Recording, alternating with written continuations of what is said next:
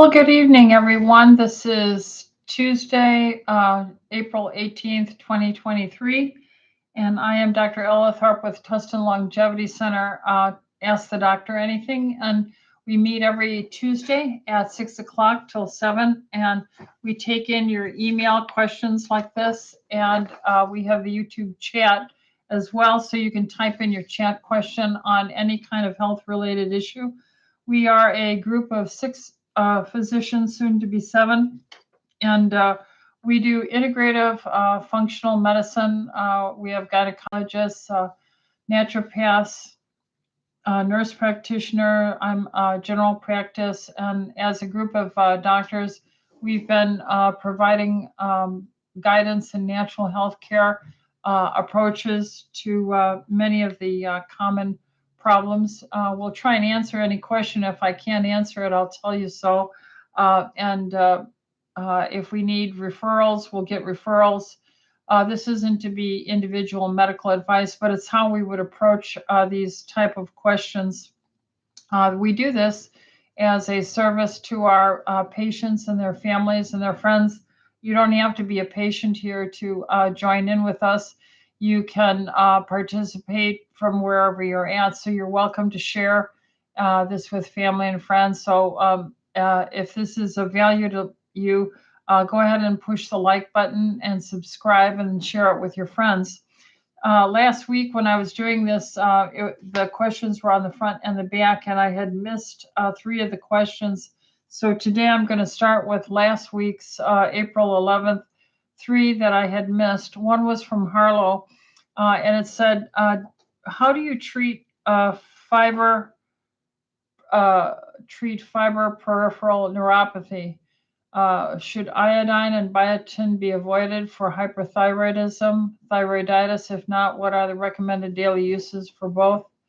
My general practitioner who practices chelation told me EDTA is a poison and should only be used to remove heavy metals, that I should stay away from using it for thyroid issues, as well as for fibromyalgia. What are your thoughts? And what is the best way to bring down levels of the homocysteine? Thank you, Dr. Rita. You are the best. My functional doctor has been trained by you in Vegas, and it gives me confidence that I'm in good hands because of the training she has received from you. Thank you. Well, praise the Lord. We're going to do another teaching for doctors worldwide. It'll be on May 6th, and if they're interested, they could go to acam.org and get into the chelation workshop seminar where we teach about this. Dr. Dorothy Merritt, myself, and Dr. Lynn Patrick, we 3 do this teaching once or twice a year, and more are asking for it because we're seeing potential benefits, especially even with the microcirculation, with the concern about the spike protein and the vascular endothelial damage, and I've seen great value from it. Now, so Harlow, you have several questions, so I'll try and be very brief on each. How do you treat peripheral neuropathy? We are not neurologists, but as functional doctors, general practitioners, we look at the nerve as something. You have to remember, when I was a young doctor in the 1970s, basically it was taught that nerves don't regenerate, and that really there's nothing you can do except try and treat the symptoms of the pain and the tingling and the burning and such like that. Now today we are being taught, as we had always, I had always believed, that the same construct of the nerve and its nutritional needs could be regenerated, and nerves are indeed repaired, and there is what is called neuroplasticity. So nerves follow usually along the artery, venous tracts and pathways. And in the areas that get irritated or peripheral, meaning the most distal, like usually it's in your feet, you start feeling the tingling. It can be your hands and stuff. And yes, there are some B vitamin excesses and deficiencies. Vitamin B6 is one of them. If you take too much, you can get some burning neuropathies with it, both in your hands and your feet. But in general, what we're trying to say is those things that are healthy for the repair of the body are in fact healthy for the repair of the whole body, including your nerves, so that they are damaged just with age, and there's free radical damage to the myelin sheath. See that little hole in the membrane there, that double membrane here, and we want to repair it to that healthy double bilipid membrane there. So if the membranes of even your nerves are a double layer of phospholipid and protein, then eating that phospholipid and protein with the fats is part of helping to repair nerves. So where do we find phospholipids and fat? That would be in your meat, your egg yolk, your chicken with the skin on it, and your pork and crustaceans, things like this. Wild caught, free range, pasteurized, developed eggs and such. So we encourage a high, rich phospholipid diet. Now, to reach those tiny sites over the years that have been damaged, and the little tiny capillaries, like the thickness of a web of a spider, a strand of a spider, or less actually, those tiny capillaries depend on you drinking enough water every day. So you got to drink your water to keep those little passages open. So drink enough water, eat the repair building blocks of the phospholipids rich in our healthy diet, protein and fats that I listed, and then enzymes, systemic enzymes that chew up damaged materials, like that injured cell right there might be so damaged it needs to be just chewed up, and you can promote that and stimulate the cleansing of old damaged cells through fasting. Prolonged fasting, 24 hours, will certainly start the beginnings of autophagy, and that autophagy will help clean up the debris. And exercise will create a hydraulic kind of pumping action and flowing of enough of your fluid in there. And then I guess I'm thirsty today from all the talking I did seeing patients all day.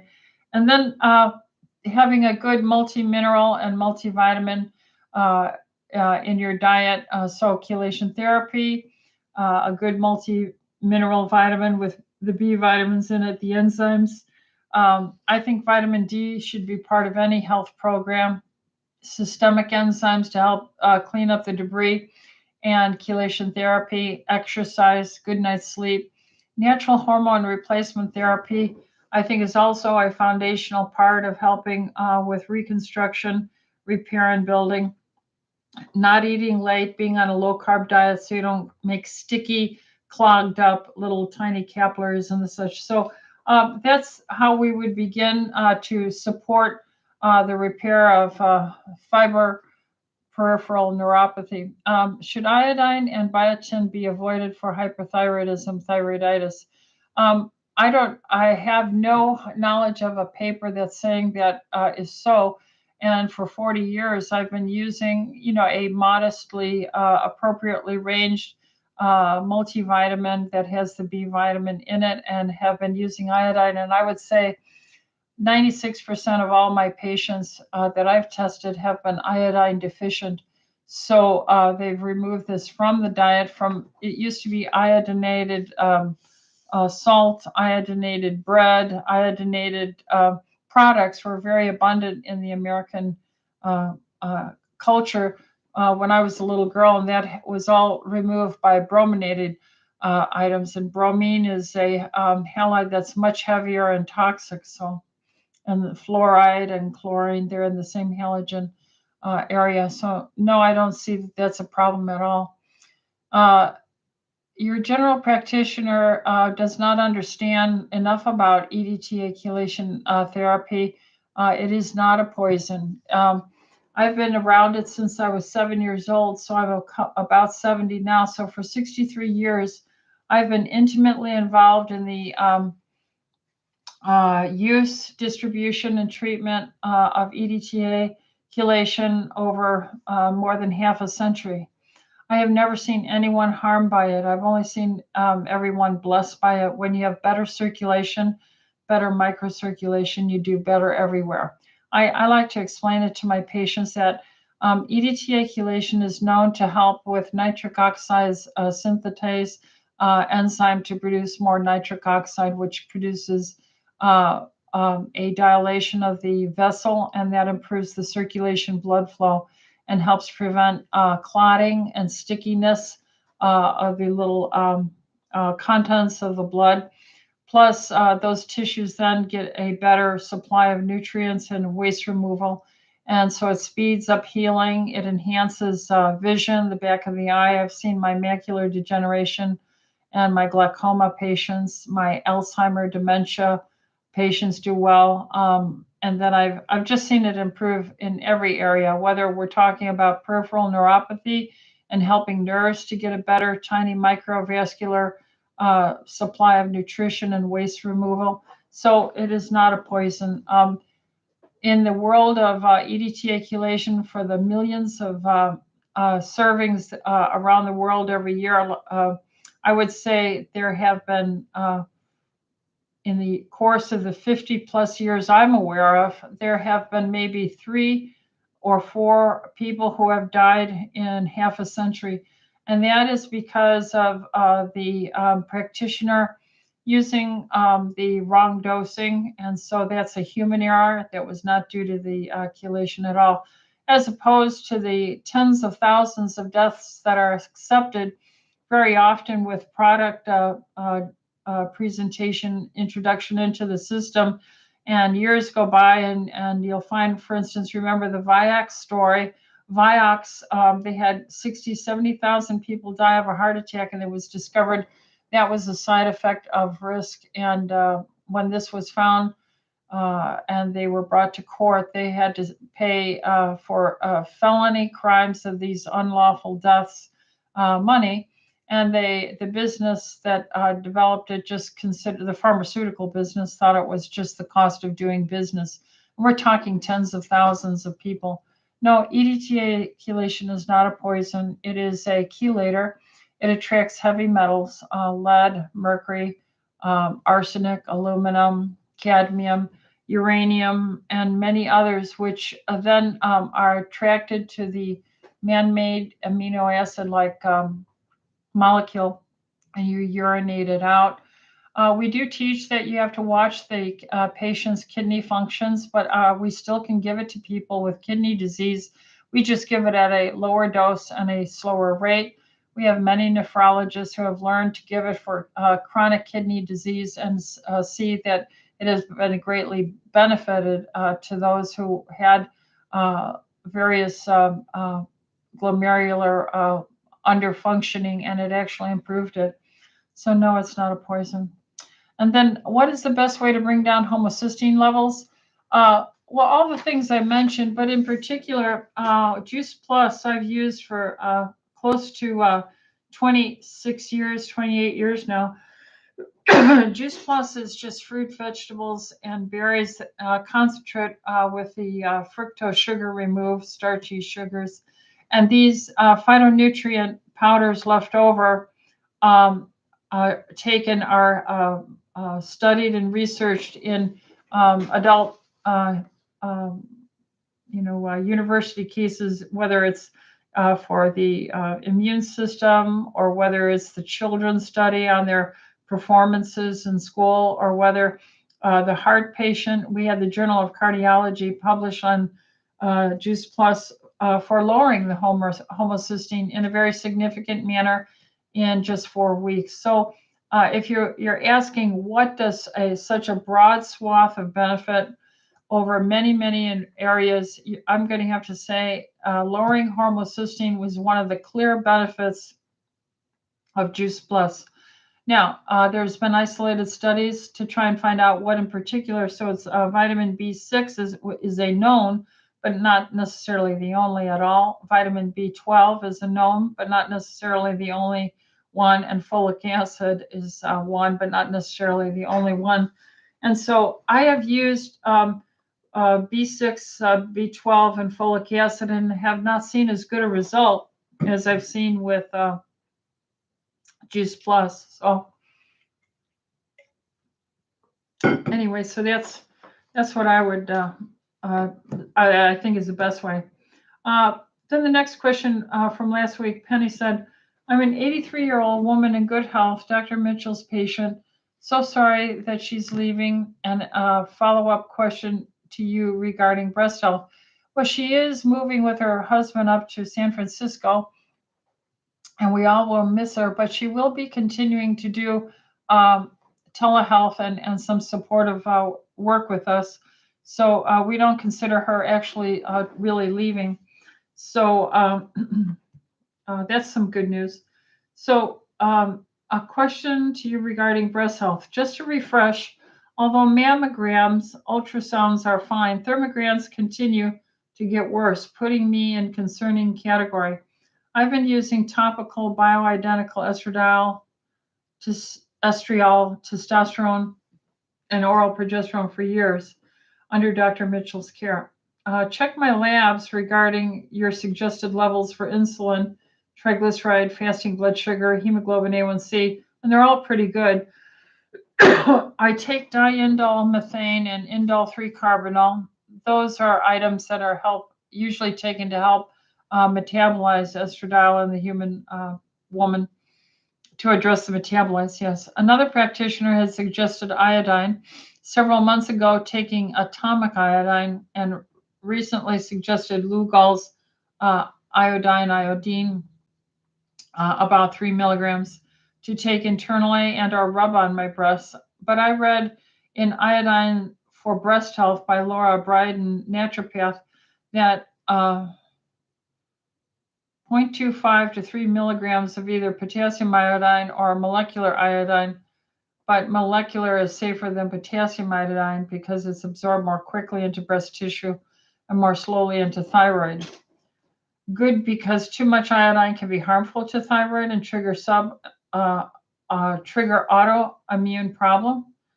I am slightly hypothyroid and do take 15 milligrams of liothyronine, that's T3, and 50 micrograms of levothyroxine. So question, what is your opinion of the type of iodine? How to administer it? Some topically, some take orally, or combination. When I apply it to the breast, palm gets stained if some potency is lost when I wash my hands. If applied to breast, how to calculate the rest of the body benefiting. I'm anxious to hear your answers to my questions and all suggestions, since I truly value your knowledge and sincerity. Thank you for all you do. Well, thank you, Penny, for such kind comments. Penny, I think we try and make things too complex. And all I can share with you, Penny, is my 41 plus years of experience of working with patients, and having been raised by a father in food research over the years. I've always been involved in functional medicine since the beginning of my life, and so that's why probably I went into this. And so I find there are no studies of that I have seen of value. There could be a study out there. I'm not God, but there could be a study that I don't know about. But I've been practicing, and I've been such a feature quiet. I'm not demonstrative, but I've been in the background in many of these companies that have developed supplements, functional medicine. They all know who I am, and I'm a quiet contributor, and I have helped write the functional textbook of medicine. I've been, involved in ACAM and chelation therapy. So I'm just a steady horse, you might say, going along, not trying to win it and not trying to lose the game. And I just don't see any value in trying to nitpick tiny microdosings and placement, certainly placing it on the breast and such. We were designed to take things orally, and the body will sort out what it needs, and it'll bring it to the thyroid, the breasts, the ovaries, the uterus, the brain, the other tissues of the body. So I believe in oral use of delivery of iodine. And one of the ways I gauge it is over the history of mankind. If you look at people who have had a very low history of breast disease, fibrocystic breast cancer, those are the women who have consumed in Japan the seaweed and those seafood items that have been higher in iodine naturally and taken orally.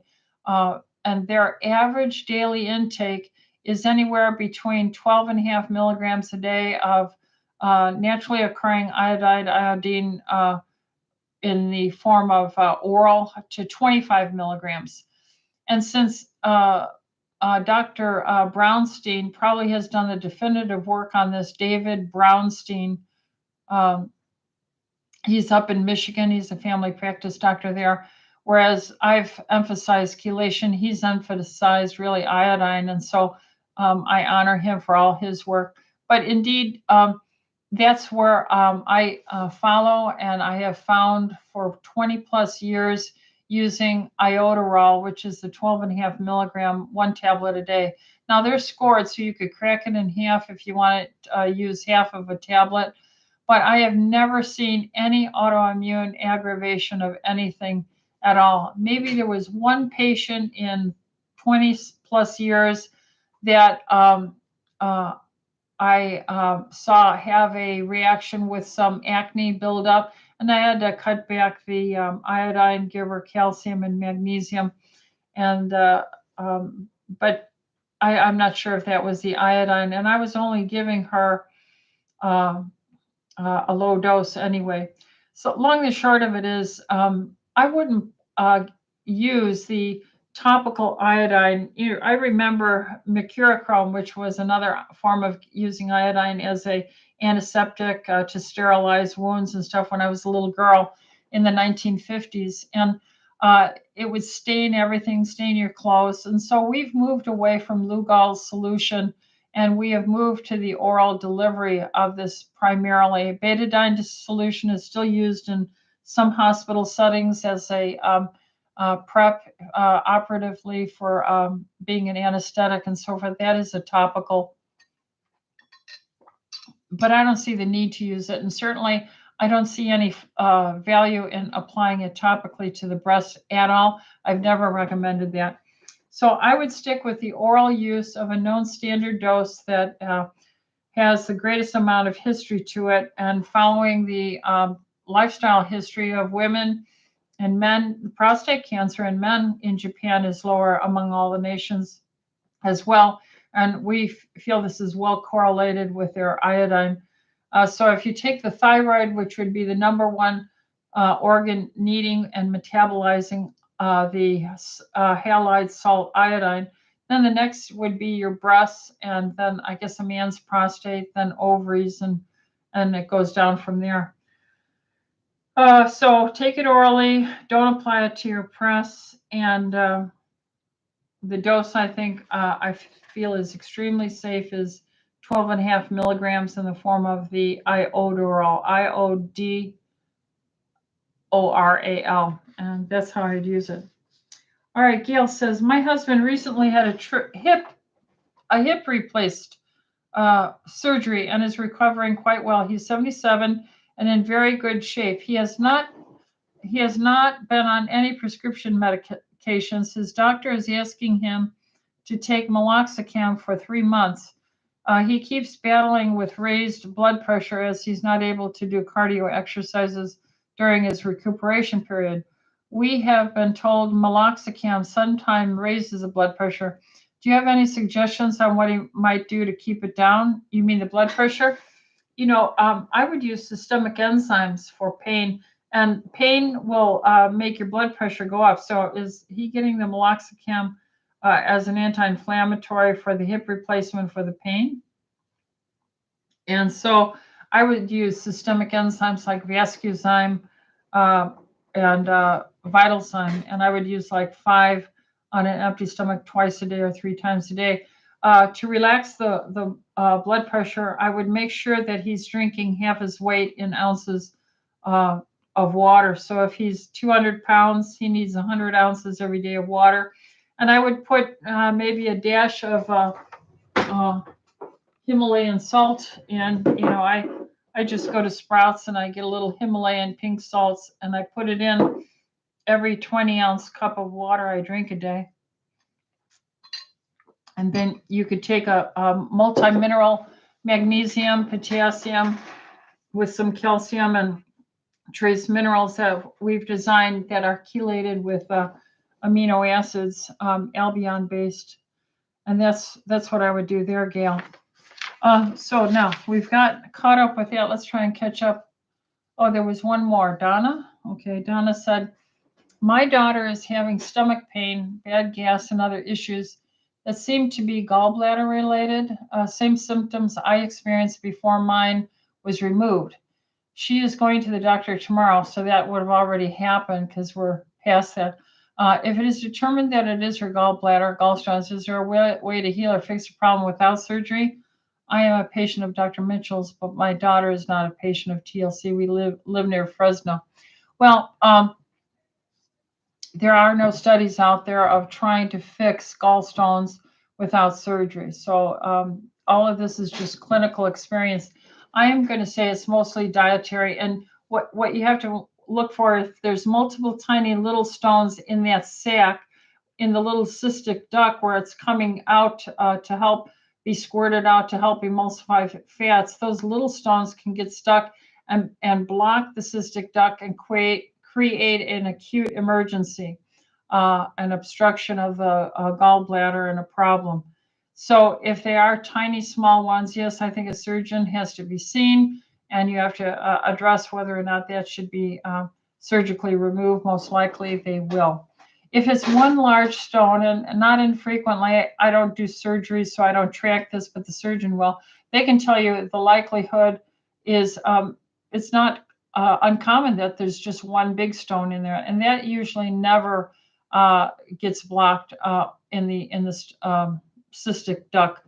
So with those kind, we would just recommend systemic enzymes, a very anti-inflammatory diet, finding out your blood type, finding out diets that are uninflaming to you in particular, and that can change over a season of time. But we would do immunofood sensitivity, reactivity. We would do her blood type. We would do the inflammation sedimentation rate, highly sensitive C-reactive protein, and white blood cell count, and a general comprehensive chemistry to look at her liver enzymes. And I would probably throw in her pancreatic enzymes, amylase and lipase. If all those are normal, and it's a single big stone, and if she's hydrated well on a nice low carbohydrate diet, and she is helping her digestion with a digestive enzyme, and taking on an empty stomach systemic enzymes, then I would suppose that she could be watched. And I have had patients who have gone decades with a single large gallstone and nothing ever is done. And God only knows how many are out there with gallstones who just eat well and don't eat a wild diet and are able to tolerate that very well. You have to see your surgeon. You have to work with your surgeon and see what's best, because I'm just giving you general concepts for this and general approaches, which is all to lead to an anti-inflammatory diet. All right, Nancy, this is more current. My son has narcolepsy. Do you know of any alternative or homeopathic treatments? He has had bad results with prescription medications. Thank you. Well, I certainly would say that is very rare, Nancy. And so I am not an expert, and this is a very difficult concept. Associations of narcolepsy following certain viral infections, certain medications, even the mRNA shot has been associated with reported cases of this. And so in the midbrain, in the back of the brainstem, there are very sensitive centers there that are giving feedback to your autonomic nervous and sympathetic nervous system as to your environment and your posture and your sense of awareness of your proprioception, where you're at physically, spiritually, I guess, physiologically as well. And vitamin D levels are very, very, very important, and they're being found very important in sleep as well. And so I would make sure his vitamin D level is adequate. Now, I would say adequate to the functional medicine researchers and clinicians and neurologists. Um, there is a neurologist in Texas who has been interviewed by high intensity health. I forget what's his name. High intensity health.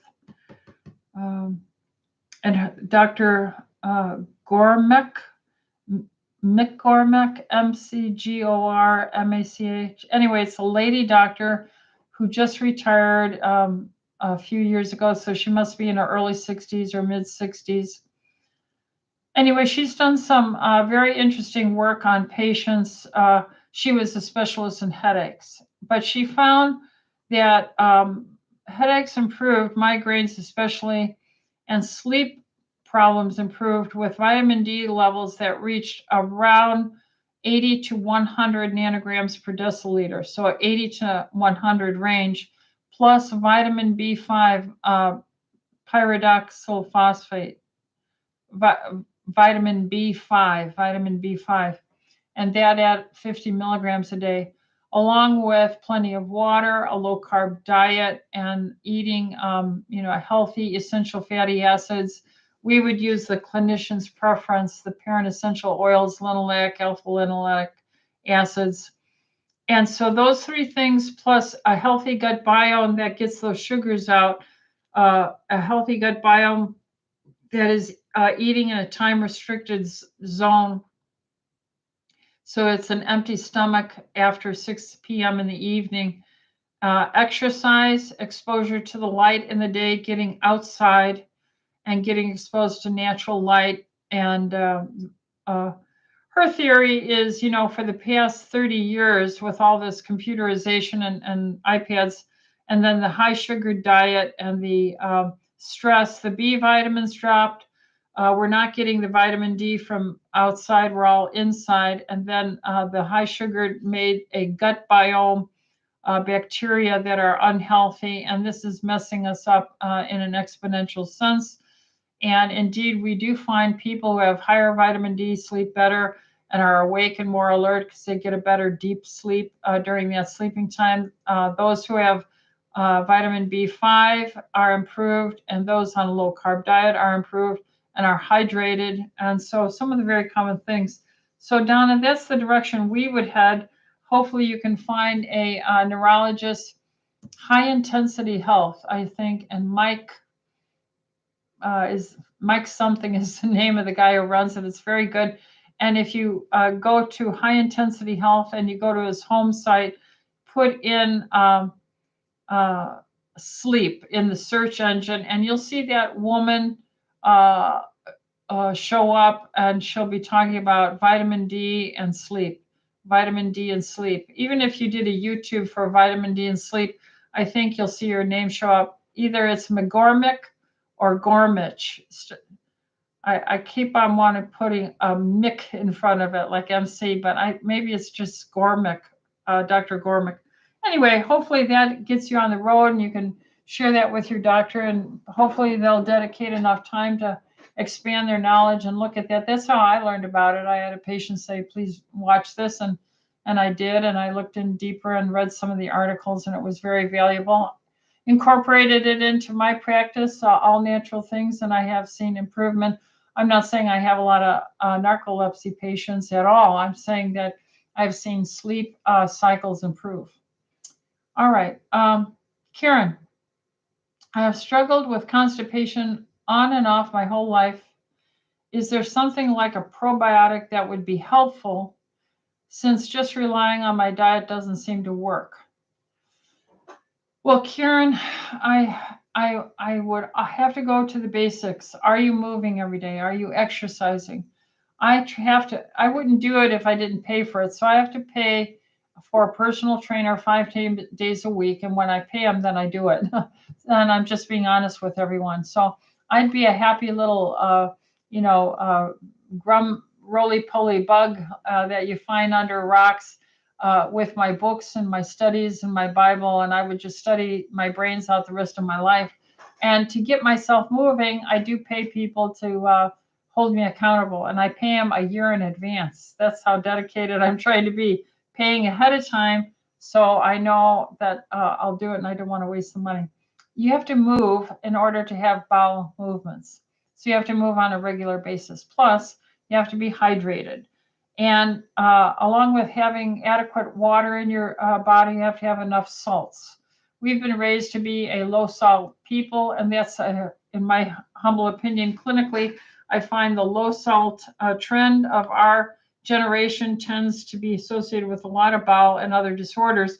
So we encourage adequate salt. I put a dash, just one little dash in every 20-ounce glass I drink, and I drink 4 of them, half your weight in ounces, sometimes 5, because I need a little over 80 ounces a day. And then I take a multi-mineral that has higher magnesium, potassium, and some calcium with trace minerals. I always take that in the evening. I always take an iodine for energy, and I take a probiotic, the Orthospore IG, and I take the probiotic, orthobiotic probiotic. So I'm taking 2 probiotics a day. And I'm mostly carnivore, so I really am not on that high of a fiber diet. Now, we make that a doctor's nutrition bar, which has 15 grams of fiber in it. It's fabulous with soluble fiber. However, with the shortages and stuff we've been going through as a nation, our supplier ran out, so we are out of production. We found another site, and so we had to ramp up at another location. So maybe late this month or next month, we'll have them back online. And that has always been reported to me as a very good source for stimulating bowel movements. Plus, I helped design it with the team here of the other doctors with a richness in phospholipids for repairing the bowel. And then the other thing is, what is the other thing? Vitamin D for the bowel, vitamin D. So I would try all those things and see if that helps. Andrea says, hi, Dr. Ellithorpe. Thanks so much for all you do for us. Well, I thank you for being our patients here, and hopefully this is a help to you. A question about a woman's issue, yeast infections. Do you recommend taking the pill? You mean the birth control pill? Ingesting it, doctors give you, or doing the monostat over the counter vaginally? Oh, I think you're saying taking the pill, fluconazole, an antifungal, or doing the vaginal monostat over the counter. Yeah, I'm just wondering, by taking the pill, it's a one-time thing. If that changes your internal chemistry and lets more yeast develop over time. Thank you, Andrea. Well, Andrea, it's your lifestyle and other things about how you're living and why a yeast infection would develop in the first place.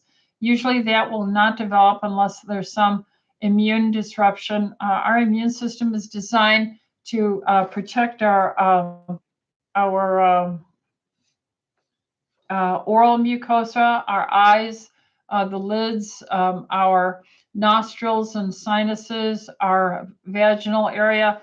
All these areas are designed to have an immune mucus and immunoglobulin secretion that has value in protecting us. But if we are going to be eating processed foods and we lie to ourselves saying, oh, well, I don't eat as much as my neighbor who does a lot. Well, you have to understand, we all rationalize that we eat healthy, and yet we have these problems. I would be not calling myself low carb, which low carb will fight yeast.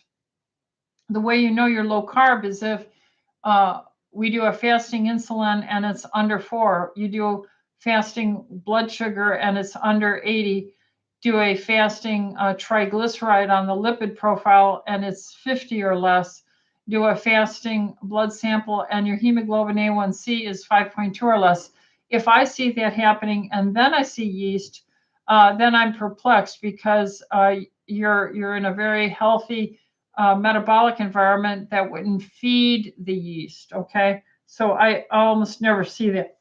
Then we have to ask, are you on antibiotics frequently? Are you eating meats and stuff from animals that have been on a high antibiotics diet? Even eating chicken a lot and they're fed all these antibiotics can be a problem. I would do a complete digestive stool analysis and look at your microbiota, your predominant flora, and your digestion parameters, your immune function, your immunoglobulins, and get a picture of all of that as well. I don't like taking oral medicines at all. It's the last thing I want to do. Now, as a doctor, I'll prescribe it when it's absolutely necessary, i.e., life-threatening. But I think if we do healthy lifestyle things, then we should not have to take oral antifungals for our vaginal yeast. And I think it's safer to use the vaginal monostat antifungal cream instead for those problems. So, many other things I would ask. Are you douching? Are you taking baths? Are you over aggressive in showering and cleansing there? Because your body is not designed to have soap up in the vaginal area and things like that. And some women have innocently thought they're doing health and, just like we brush our teeth, are trying to brush down there. And that's not the right thing to do. So there's a lot that would go into that, Andrea. So hopefully that answers or gives you some ideas of how we would look at that. But talk with your gynecologist about that and see if there's other causes as well. Dawn says, do you think there's a tangible benefit for taking baby aspirin as a preventative measure? For example, thinning blood when preparing for air travel, or when blood may be thicker during an illness like COVID or during dehydration. And number two, do hospitals have measures to classify blood donations from patients with or without COVID? Can patients request specific blood transfusions? And three, are there ways to bank your own blood long-term to be used in case of unexpected emergency? Number three, let's just answer that right away. You can't do long-term blood donations for yourself. You can donate blood in anticipation for a known surgery that you're going to have electively, and it can be saved up for days to weeks under the right conditions. But no, you can't do anything long-term. Going backwards, number two, do hospitals have measures to classify blood donations? There are companies now that are being developed that are actively pursuing blood as a competition, a free enterprise competition, so that you can use their blood sources from what they claim are non persons who have not had any mRNA injections. Now, I don't know the specifics about it, but I also have seen articles come through the literature about them, and so they do exist. And then back to your original, are there benefits for taking a baby aspirin? Well, I would say, there's a whole industry out there that benefits from it. Bayer is a offshooting of Farben, the chemical company that made the gas that killed the poor people in Germany. And that's how it works. You have money and influence, and you change your name, come to America, and now you're Bayer. And so I don't like to support anything that's associated with evil beginnings and felonies and stuff like that. So I don't like aspirin. I don't like using aspirin. Instead, I say, are you drinking enough water? So don't be dehydrated if you're going to get on a plane. Don't be dehydrated in case anything happens to you. So drink your water every day. Just have a game plan or keep it around you. The other thing are systemic enzymes. All my patients did well regarding this COVID virus or mRNA injections. Even I would say about 15% of my patients actually took the injections for various reasons, and I don't fault them. They were under pressure or various concerns, but what benefited them was really none of them died from those mRNA injections, because they all were on systemic enzymes, and they were all drinking the water, and they were all lowering their sticky sugar carbohydrate standard American diet, and they were all exercising, and they were all taking natural hormones or getting a good night's sleep and doing so many other beneficial things. So no, I don't think we need prescription products to be healthy. I think God has given us all the wonderful things we need, Don. All right, Liz says, hi, Dr. Rita. I have a friend that had breast cancer 8 years ago and was in remission until recently, and now it's in her stomach. She's going through chemo again, and her numbers are going in the right direction, down to 54, whatever number that is. Her doctor says she will need to stay on chemo until it stops working. She's looking into alternatives. Is there anything you can recommend that she can do? Would chelation or vitamin C drips help? Thank you so much. We don't treat cancer here at the clinic, and it's illegal to represent that you do. So what we do is we try and build up the immune system and build up our natural killer cells, her T cell count.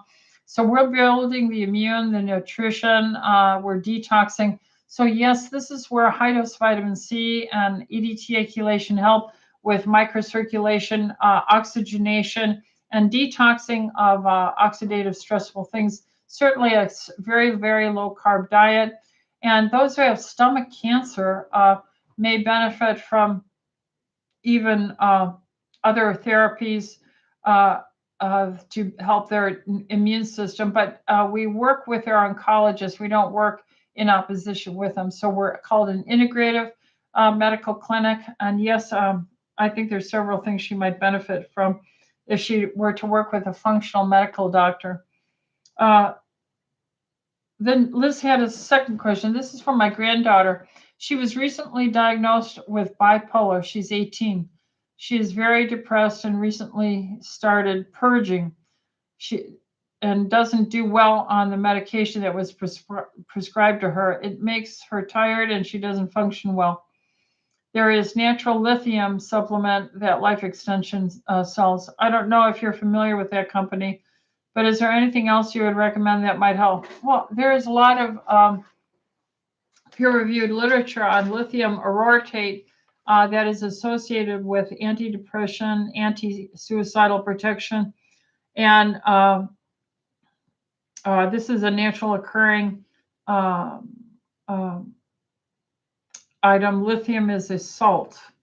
And so, yeah, I think that that's a smart item. I don't know the dose particular as an antidepressant. Vitamin D is very important, and getting it up in those upward levels of vitamin D to 80 to 100 nanograms per deciliter. Having a good amount of methylated B vitamins that help you make your serotonin and your dopamine. Remember, your second brain is in your gut.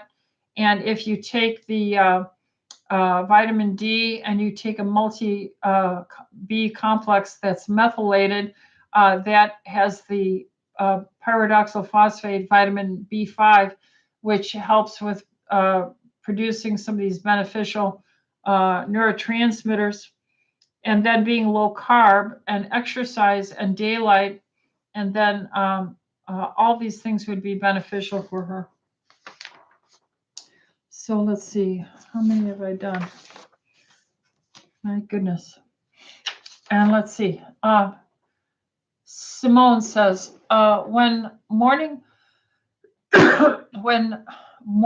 afternoon, or evening is the best time to take Energy Core, iodine, or DHEA tablets, and should I take them with or without food? I'm going to say probably mornings or early afternoons, because these are designed to help with the B vitamins in your awake time. So iodine helps you with so many things, but mental acuity is another one of them, so it's good in the morning. DHEA is helpful with your stress cortisol, which is your peak in the morning. And taking them with food would probably be ideal. But you can take it without food. I've done it both ways. And I have patients who have done it later in the day and not with food, and they seem to do just as well. But I would say if you're going to talk about, fine hair splitting, probably before 2 in the afternoon, and with food might be better. All right, thank you. And then Simone also says, hi, Dr. Rita, I have another question for you. Let's see.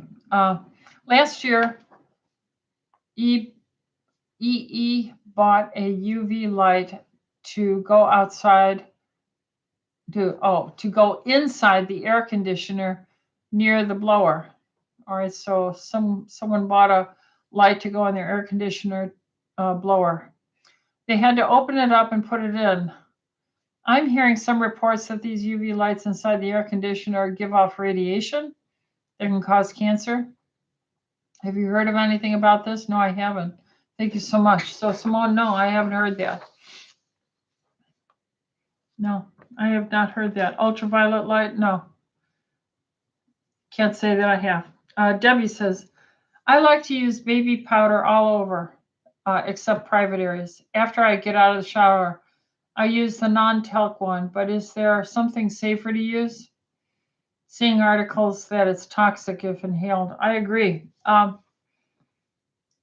Well, I wouldn't take frequent showers because you're washing off your essential oils, and this is helping the dead layer of the epidermis, the many 100 cells like pancakes stacked there, to hold in your moisture and to hold in your oils, to help you have glow and a robust texture to your complexion and everything.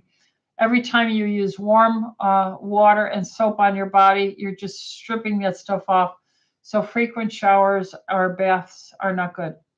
Now, do you apply these powders? I'm not in favor of any of them. Sorry. And I would say that I would do sponge bathing more frequently, hit the pits, and then, of course, if you get truly dirty or dumped or fall in the mud, or you were dirty working all over the garden or something, you got to take a shower. But in general, we live in such a clean environment. We don't need these showers and these baths all the time. And so I would rather do sponge bathing. I would stay away from these powders. I would stay away from most every sold, marketed beauty, cosmetic, topical, moisturizer, because they all have hidden chemicals in it, and I don't trust the companies anymore. I just don't trust them. And instead, I would try and preserve your own natural oils, and I would sponge bathe. And I use the Argentine silver, and I use it as a deodorant, and the spray that works nicely. Sometimes I even use the gel, and that's just how I feel about it, Debbie. So there you go. Harlow, should a person with hyperthyroidism and a multinodular goiter avoid biotin and iodine? Well, I think I just answered that. Maybe it was on the first one. Yeah, so I already answered that. And what's the best B vitamin for someone with methyltetrahydrofolate gene mutation? That would be methylated B complex from a reputable company. And so I have the TLC methylated B complex, and our producers are accountable to us. And so we're doing quality assurance all the time, and we have tremendous results with it. So methylated, which are little methyl carbons with hydrogen on it, a carbon with 4 hydrogens. These are methylated B vitamins, and they help make neurotransmitters, make you happy, give you energy, prevent cancer, all these wonderful things. How do we test for iodine levels? Usually I'll do the 24-hour urine iodine challenge, where I'll give you 4 of the 12.5 milligram iodoral tablets, and that would equal 50 milligrams. Then we collect 24 hours of urine, and if your body holds on to all the iodine because it was deficient, it needed it, then you'll urinate out very little. And that's what I see. Most of my patients can't, even get above 60, 70% in the urine. They need it so much. And so that's how we do it. And then the cortisol levels I usually like testing it on a serum level for first thing in the morning, somewhere between 6:30 and 9:30 in the morning. Melissa says, what's the best way to fix hypothyroid? Well, that's a textbook in itself. What you want to do is say, why are you hyperthyroid? Did you just have a viral illness and that made you tired? Now your body's repairing and getting all better. Or did you have a smoldering viral infection that created an autoimmune attack against your thyroid? That's Hashimoto's, or a Graves' disease, which is another type of thyroid. All these problems can lead to thyroid dysregulations. So it's not a simple thing, how do I fix it? It's why are you hypothyroid? The most common thing is with aging, underfunctioning hormones happen across the board. But most commonly, the hypothyroid is you've had a low-grade prior history of some inflammation of your thyroid gland that is technically the Hashimoto's, and now you're past the inflammation phase, and now you're into the underfunctioning phase. And maybe if we give you iodine, maybe if we get rid of food allergies and inflammation provoking foods, if we give you enough water, if we give you enough anti-inflammatory enzymes, essential oils, then that you'll do very well. But we would have to have you see a good functional doctor to kind of figure out where you're at, Melissa. Dolores said, hi, Dr. Rita. A few days ago, my throat felt like I had a frog.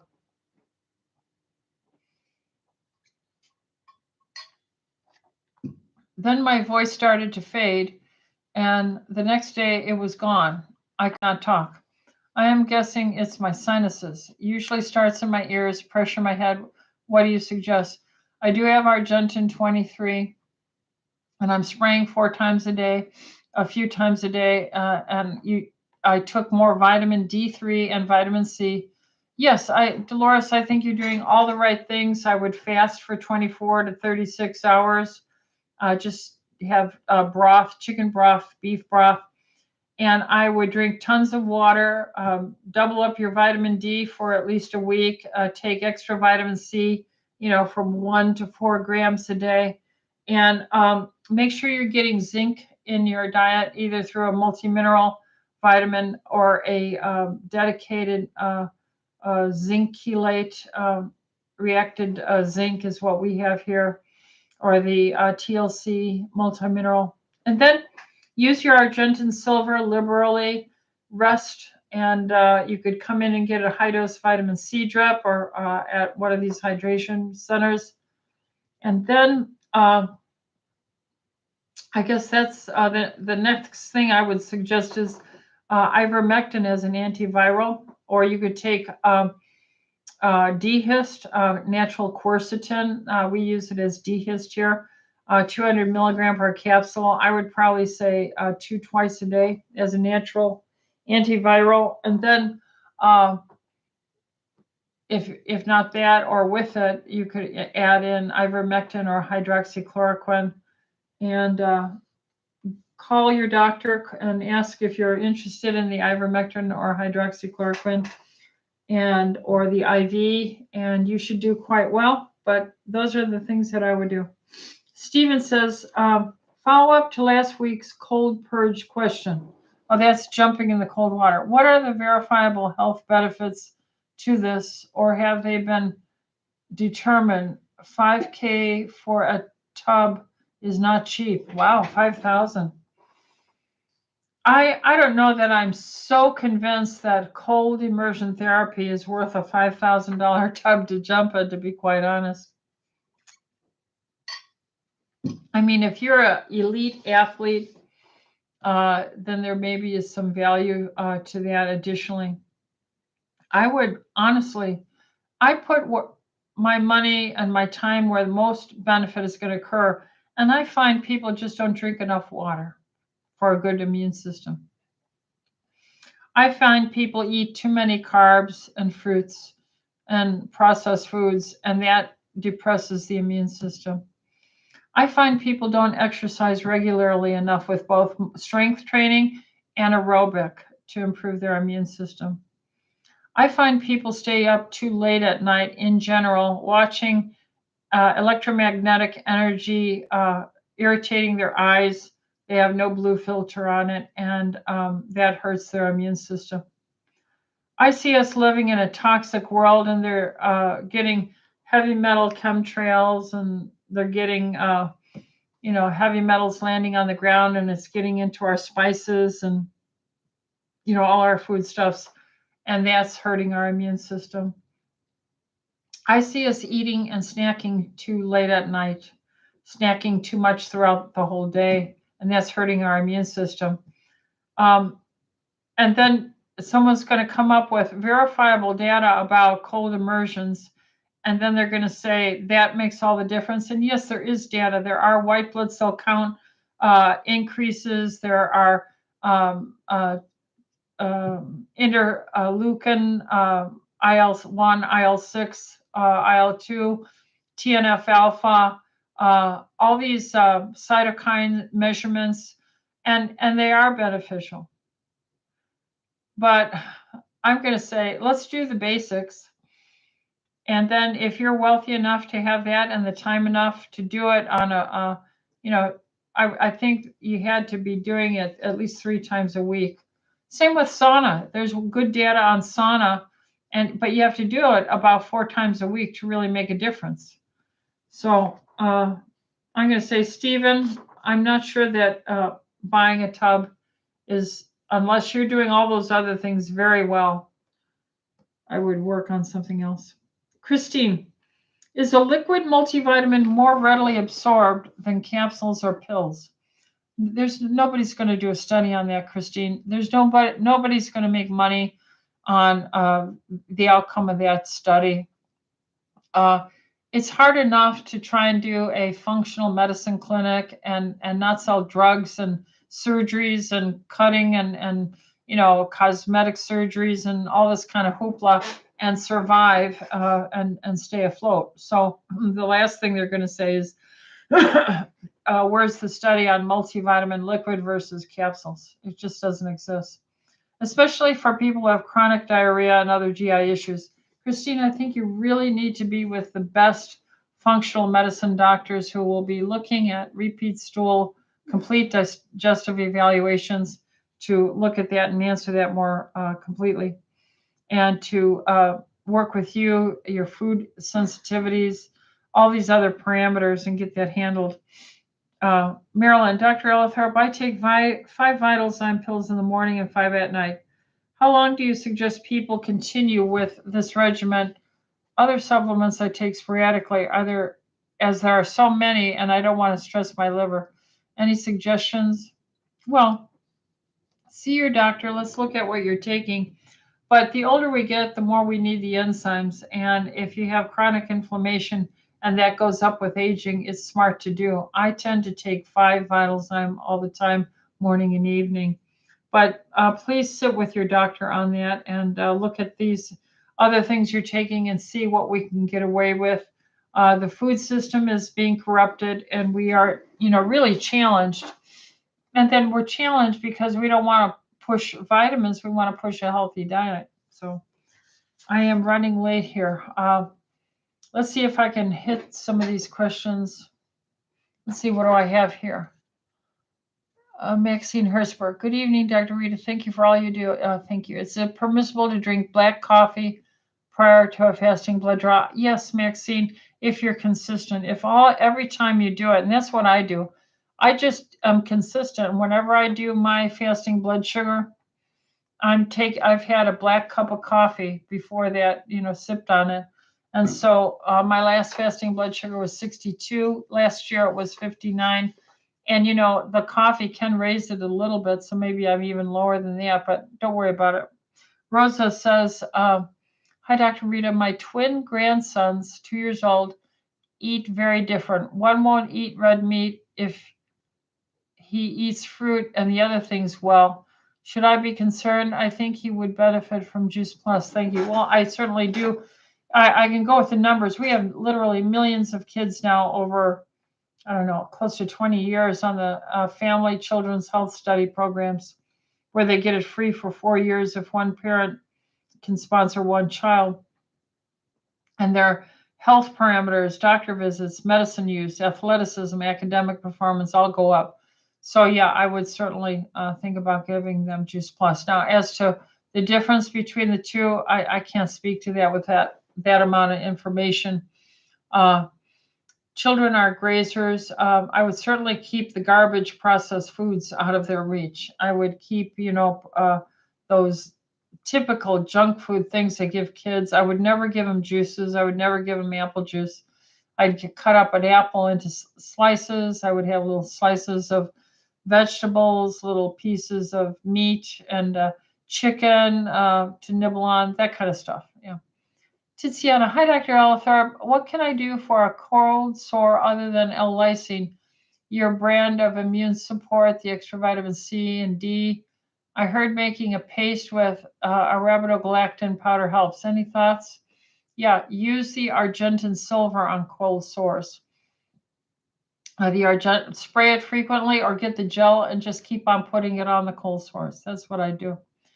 Leah says, is it okay to drink coffee in the morning when taking systemic enzymes? Yes, it is. And doing intermittent fasting? Yes, it is. Okay, God bless you, Leah. Robert Pinsky, hi, Robert. With all the growth of plants after the rain, I'm suffering from hay fever. You and me too. I have just dried up so much.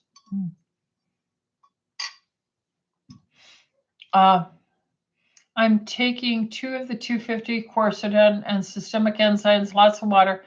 Is there anything else to help my itchy eyes and nose?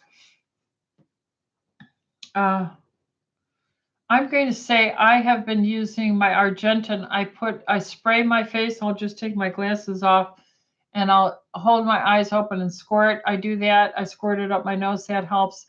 That helps prevent any secondary viral bacterial irritation. Other than that, make sure your vitamin D is optimal and that you have enough B5 in a good methylated B complex. That tends to be beneficial for people with allergies and zinc.